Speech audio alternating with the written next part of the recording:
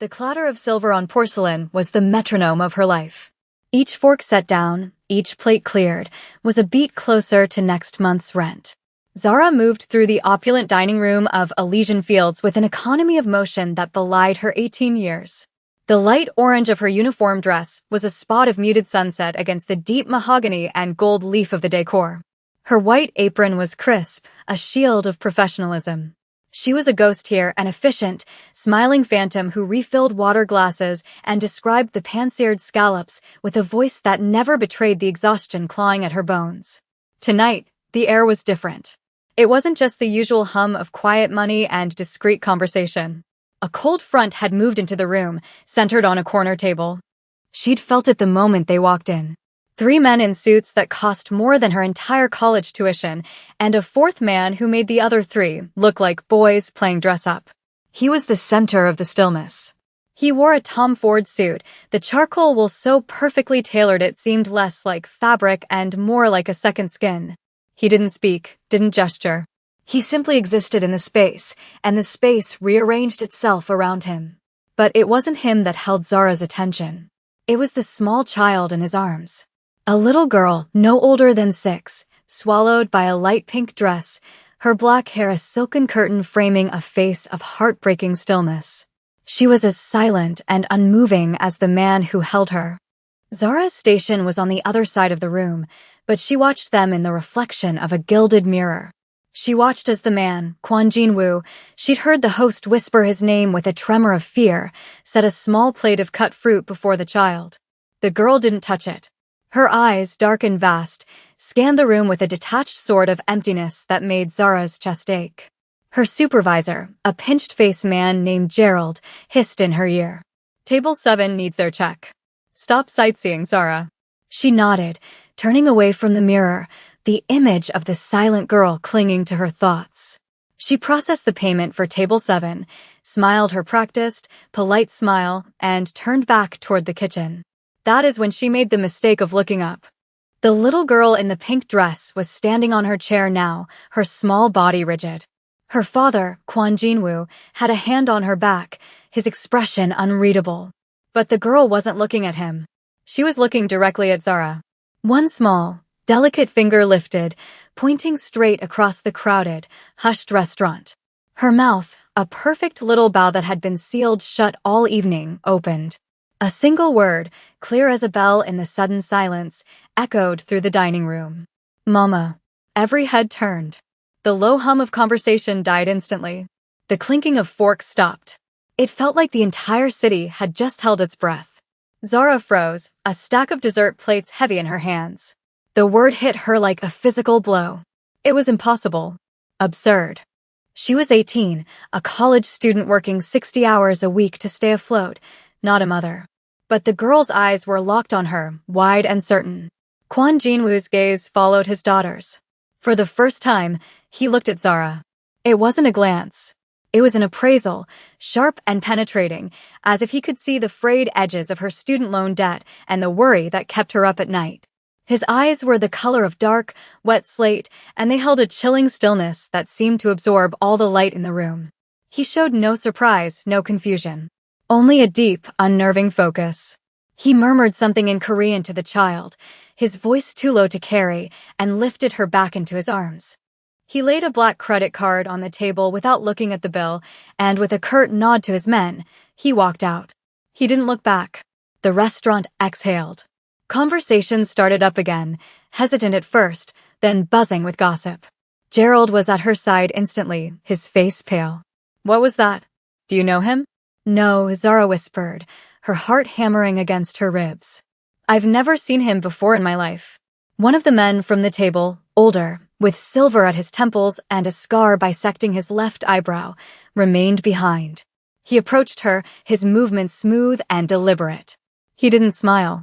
"Miss," he said, his English perfect, formal. "My employer, Mr. Kwon, was very impressed by the effect you had on his daughter." "I didn't do anything," Zara said, her voice shaking slightly. "Precisely," the man said. He placed a heavy, linen stock business card on the tray she was still holding. "That was the first word she has spoken in a year. Mr. Kwon requests your presence tomorrow. An address is on the back." A car will be waiting for you at 10 in the morning. It wasn't a question. It was a summons. I have classes, she said, the excuse sounding feeble even to her own ears. The man's eyes were polite but empty. Your tuition for the next 4 years will be paid in full, as will your living expenses. You will want for nothing. Zara stared at him, at the crisp, black card. It felt heavier than paper. It felt like a contract, written in ink she couldn't see. The promise was staggering. It was an escape hatch from the crushing weight that defined her existence. No more choosing between textbooks and groceries. No more sleepless nights worrying about eviction. Why? She managed to ask. Because of what you saw tonight, the man said, his voice dropping. A little girl spoke. Her father will pay any price to hear her speak again. He gave a slight, formal bow and walked out, leaving Zara standing in the middle of the dining room, the ghost of a child's voice ringing in her ears. The restaurant noise faded into a dull roar. All she could hear was that one impossible word. All she could feel was the tectonic shift under her feet. Her old life, the one of exhaustion and frantic survival, had just ended. She had no idea what the new one would be, only that it began with a man whose eyes held the cold, quiet promise of absolute danger.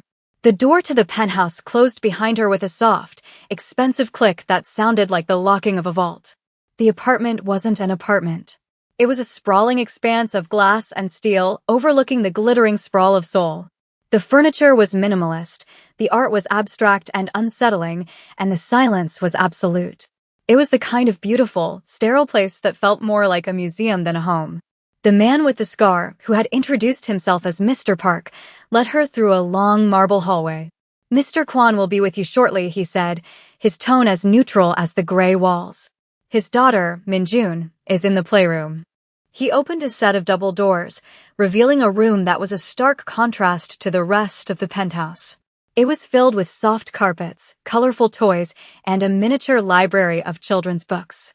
And in the center of it all, sitting on the floor with a stack of wooden blocks, was the little girl in a simple white dress. Minjun looked up as Zara entered. Her eyes, those same vast, dark pools from the restaurant, widened slightly. She didn't smile, but she didn't look away. She simply watched Zara, a silent, solemn appraisal. Zara's heart felt tight in her chest. She was a stranger here, an imposter brought in to perform a miracle she didn't understand. She lowered herself to the floor a few feet away, tucking her worn jeans beneath her. "Hello," she said softly. "My name is Zara." The little girl didn't respond. She picked up a red block and placed it carefully on top of a blue one. Her focus was intense, her small hands steady. Zara didn't push. She just sat there, breathing in the quiet, feeling the invisible weight of expectation from the men she knew were watching from just outside the room. She remembered the psychology textbook she'd been too broke to buy last semester, the chapter on childhood trauma and selective mutism. This wasn't a game. This was a wound. An hour passed in this silent company. Zara didn't try to force conversation. She picked up a picture book from a nearby shelf and began to read aloud, her voice low and even, directing the story to the room itself, not to the child. She read about a lost star searching for its constellation. "Zara." The voice came from the doorway. It was low and resonant, and it made the fine hairs on her arms stand up. Kwon Jinwoo stood there, out of his suit now, dressed in a simple black cashmere sweater and dark trousers. He looked younger without the armor of his Tom Ford suit, but no less intimidating. The power he carried wasn't in the clothes. It was in his posture, in the unblinking intensity of his gaze. "She hasn't spoken," Zara said, stating the obvious. "I did not expect her to," he replied, stepping into the room. He moved with a predatory grace, a complete lack of wasted motion. Minjun looked up at him, and for the first time, a flicker of something apprehension, crossed her face. She subtly shifted, moving a fraction of an inch closer to Zara. Jinwoo noticed. His eyes cut to Zara, a flicker of something unreadable in their depths. "My late wife," he began, his voice a flat, emotionless line. "Sumin, you have a similar, cadenced to your voice. The shape of your eyes when you smile," he paused. "It is a faint resemblance. But for a child, perhaps it is enough." So that was it. She was a ghost. A stand-in for a dead woman. The thought sent a chill down her spine. "What do you want from me?" she asked, her voice steady despite the tremor in her hands. "I want you to stay here," he said. "To be with her. Talk to her. Read to her. Simply exist in her space. My staff will see to your every need. Your tuition has been wired. A monthly stipend that will eliminate any financial concerns has been arranged. And if she never speaks again, then you will have a comfortable, well-funded life for as long as you remain," he said, as if discussing a business transaction. "And I will have given my daughter a ghost of a chance." That night, Zara was shown to a guest suite that was larger than her entire apartment. The bed was made with linens so soft they felt like water against her skin. But she couldn't sleep. The luxury was suffocating.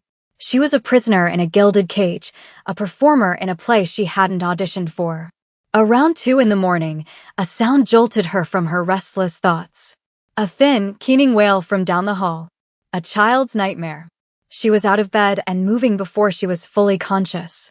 She followed the sound to Minjun's room. The door was ajar. Inside, the little girl was thrashing in her bed, tangled in her sheets, her silent tears silver tracks on her cheeks. Jinwoo was there, standing beside the bed, his hands clenched at his sides. He looked utterly lost, a king without a kingdom, powerless against his own daughter's grief. He looked up as Zara entered, his face a mask of desperation. He didn't tell her to leave. He took a step back, ceding the space to her. Zara moved to the bed and sat on the edge. She didn't touch the child. She just started to hum. It was an old lullaby her grandmother used to sing, a simple, looping melody. Slowly, agonizingly, Minjun's thrashing subsided. Her breathing evened out. Her small hand uncurled and crept across the blanket, her fingers brushing against Zara's arm. Zara kept humming, her eyes on the child. She was acutely aware of Jinwoo, standing in the shadows behind her, a silent, watchful presence. She could feel his gaze on her back, heavy and intense. When Minjun was finally, deeply asleep, Zara gently extracted her arm and stood up. She turned to leave, but his voice stopped her. "Wait." She faced him in the dim light of the hallway. He was standing near a small table, and on it was a single, silver-framed photograph. It was a woman with a radiant smile and eyes that crinkled at the corners. Sumin. Zara could see the faint resemblance now. It wasn't in the features, but in the warmth. "She was killed," Jinwoo said, his voice stripped of all its earlier control. "It was raw, rough-edged. A car bomb. It was meant for me." Minjun was in the car behind us. She saw everything. The confession hung in the air between them, brutal and absolute. This was his wound. The gaping, unhealable trauma that defined him. He wasn't just a cold, calculating monster. He was a man drowning in a grief so profound it had frozen him solid. And his daughter was trapped in the ice with him. "She hasn't spoken a word since that day," he finished, his voice barely a whisper. "Until yesterday. In that restaurant. When she saw you." He took a step closer. The air crackled. He smelled of cedar and something clean, like cold night air. "The men who did this, the Choi family, they are not finished. This is not over." The danger, which had been an abstract concept, suddenly became real and present. It was in this house. It was in his eyes. The next day, Mr. Park approached her. "Mr. Kwan believes the initial shock of your presence has worn off. The first payment has cleared in your account. You are free to leave, if you wish. No one will stop you." It was her chance. Her out. She could take the money and run. Build a new life, far away from the ghosts and the violence. She thought of her tiny apartment, of the instant noodles she ate for dinner. She thought of freedom. Then she thought of Minjun's small, cold hand in hers. She thought of the desolate look in Jinwoo's eyes as he watched his daughter suffer. She found him in his study, a room lined with books he probably never read, staring out at the city below. "I'm staying," Zara said. He turned slowly. His expression didn't change, but something in the set of his shoulders eased. "Why?" he asked. "Because she needs someone," Zara said. "And you don't know how to be what she needs." It was a bold, reckless thing to say to a man like him. A flicker of something, anger, surprise, crossed his face. But then it was gone. He just nodded, a single, sharp gesture of acceptance. That was the moment she made a deliberate choice. She wasn't just a hired ghost anymore. She was staying. She had looked into the heart of his dangerous world and decided not to run. Not yet. The stakes had been raised, and she had just pushed all her chips into the middle of the table. The fragile piece of the penthouse shattered a week later. Jinwoo insisted that Minjun needed to see a specialist, a child psychiatrist who made house calls to the obscenely wealthy. Zara was to accompany them. She was part of the routine now, a fixture in the strange, silent orbit around the child. They rode in a black, armored Mercedes that moved through Seoul's traffic like a shark through water. Zara sat in the back with Minjun, who had her small hand curled tightly around two of Zara's fingers. Jinwoo sat in the front passenger seat, a silent, brooding statue. It happened on a bridge over the Han River. A black sedan that had been tailing them for miles suddenly accelerated, ramming their rear bumper with a sickening crunch of metal. Minjun let out a choked gasp, her grip on Zara's hand becoming bone-crushingly tight. The driver, a grim-faced man named Cho, cursed in Korean. Jinwoo didn't even flinch. His voice was ice. Lose them. What followed was a terrifying ballet of violence. Cho swerved the car across 3 lanes of traffic, the tires screaming in protest. The black sedan stayed with them, relentless. Zara's world became a blur of concrete and sky. She instinctively pulled Minjun into her lap, shielding the child's head with her arms, her body coiled around the girl's small frame. The back window exploded inward, a spiderweb of cracks followed by a shower of tempered glass. Zara felt a sharp, burning sting on her forearm. Jinwoo was moving before the glass even settled. He twisted in his seat with impossible speed, his body a shield between them and the shattered window. He had a gun in his hand, a sleek, black pistol that seemed to appear from nowhere. He didn't fire. He just held it, his eyes scanning the chaos behind them with a lethal calm. "Are you hurt?" His voice was a low growl, directed at her. It was stripped of all pretense, all control. It was raw fear. "I'm fine," she lied, pressing Minjun's face into her shoulder to hide her from the horror. "Just a scratch." Cho took a hard right down an exit ramp, careening into a narrow alleyway. The pursuing car overshot the turn. For a moment, they were safe. Jinwoo barked orders into a phone, his Korean sharp and brutal. Within minutes, they were transferred to another identical black car in a deserted underground garage and sped away to a location Zara didn't recognize. It was a safe house, a nondescript apartment in a working-class neighborhood, but the inside was a fortress of reinforced steel and surveillance monitors. Jinwoo finally allowed himself to slump against a wall, his hand pressed to his side. When he pulled it away, his fingers were slick with blood. "You're hurt," Zara said, her voice coming out steadier than she felt. "It's nothing," he bit out, but a grimace of pain betrayed the lie. A piece of shrapnel from the car door had torn through his suit jacket and into his side. "Let me see," she demanded, her pre-med instincts kicking in. The men in the room looked at her, then at him, waiting for his command. He hesitated for a fraction of a second, then gave a curt nod. She led him to the bathroom, closing the door on his curious soldiers. The space was small, clinical. He peeled off his jacket and the blood-soaked cashmere sweater. The cut was deep, jagged, and still weeping blood. "This needs stitches," she said, her mind racing. "We have to go to a hospital." "No hospitals," he said, his voice flat. "The Choi family has eyes everywhere." Mr. Park had brought in a comprehensive medical kit. It had everything she would need. Sutures, antiseptic, bandages. She looked at the needle, then at him. She had practiced on pig's feet in her anatomy lab, but this was different. This was real. "I can do it," she heard herself say. "But it will hurt." He just looked at her, his dark eyes searching her face. "Do it." Her hands were shaking as she cleaned the wound. The sharp scent of antiseptic filled the small room. He didn't make a sound, not even a hiss of breath, though she saw the muscles in his jaw clench.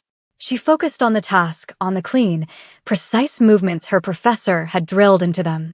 She was no longer Zara the waitress or Zara the student. She was the only person in this concrete bunker who could put him back together. She crossed a line with that first stitch, a moral boundary she couldn't uncross. She was no longer just a witness to his world. She was actively helping its king. They were inches apart. She could feel the heat radiating from his skin, see the faint scar above his eyebrow she'd never noticed before. He was watching her, his gaze so intense it felt like a physical touch. "You are not afraid," he said, his voice a low murmur. "You should be." She met his eyes, the needle poised for the next stitch.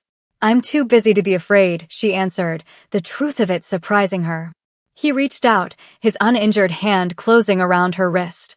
His grip was gentle but firm, stopping her movement. The heat of his touch shot up her arm. "Stay with me," he said, the words costing him something. Not for the girl. For me. It wasn't a declaration of love. It was something far more dangerous. A confession of need from a man who needed no one. It was the most honest thing he had ever said to her, and it terrified her more than any car chase or gunshot. She didn't answer. She couldn't. She just pulled her wrist free and finished the last stitch, her heart hammering a frantic, uneven rhythm against her ribs. They stayed in the safe house for 3 days. On the second day, Mr. Park returned with a grim expression and a large manila envelope. He handed it to Jinwoo. Inside was a series of photographs. They were of Zara's old apartment building. A picture of her front door, with a dead crow hanging from the knob. A photo of her, taken from a distance weeks ago, a red circle drawn around her face. The enemy had found her. The threat was no longer just about him or his war. They had made it about her. Jinwoo stared at the photographs, his knuckles white as he gripped the edges. The cold, controlled fury that radiated from him was more frightening than any overt display of anger. He looked up from the pictures, his gaze meeting hers across the room. It was a look of grim possession, a silent vow that this violation would be answered in blood. She was no longer on the sidelines. She was the target. The air in the penthouse grew thick with unspoken plans. Men came and went at all hours, their faces grim, their conversations low and urgent. Jinwoo was a phantom of cold fury, moving through the rooms, orchestrating a war from his glass tower. He tried to send her away. "I have a place for you," he told her one evening, standing by the vast window overlooking the city lights. "You and Minjun. In Switzerland. You will be safe there. You will have a new life." The old Zara, the girl who worried about rent, would have jumped at the chance. Safety.